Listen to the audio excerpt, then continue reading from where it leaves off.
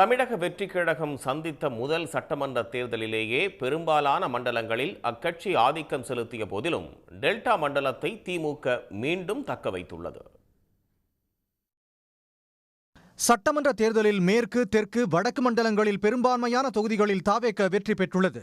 மேற்கு மண்டலத்திற்குட்பட்ட சேலம், கோயம்புத்தூர் ஆகிய மாவட்டங்களுக்குட்பட்ட சில இடங்களில் திமுக தாவேக இடையே கடும் போட்டி நிலவிய போதிலும் இறுதியில் தாவேகவே அதிக இடங்களை கைப்பற்றியது. திருப்பூரில் திமுக, அதிமுக, தாவேக இடையே போட்டி நிலவிய நிலையில் அதிகபட்சமாக தாவேக 4 இடங்களில் வெற்றியை உறுதி செய்தது.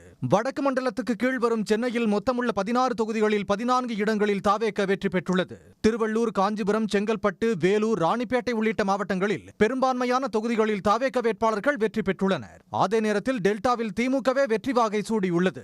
மயிலாடுதுறையில் 3 இடங்களிலும் திமுக கூட்டணி வெற்றி பெற்றுள்ளது.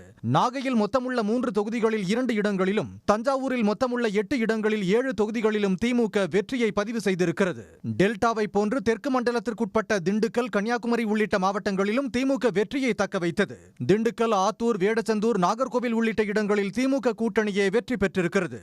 கடந்த முறை எளிதாக தெற்கு மண்டலத்தை கைப்பற்றிய திமுகவிற்கு இம்முறை தாவேக கடும் சவால் கொடுத்திருந்தது.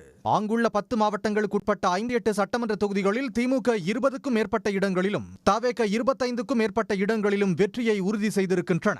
இத்தேர்தலில் பெரும்பான்மையான இடங்களை கைப்பற்றிய தாவேகவிற்கு சென்னை, கோவை, மதுரை உள்ளிட்ட பெருநகர மக்களே அதிகம் வாக்களித்திருக்கின்றனர். அதேவேளையில் திமுக கட்சிக்கு கிராமப்புற மக்களின் பெரும்பான்மையான ஆதரவு கிடைத்திருக்கிறது.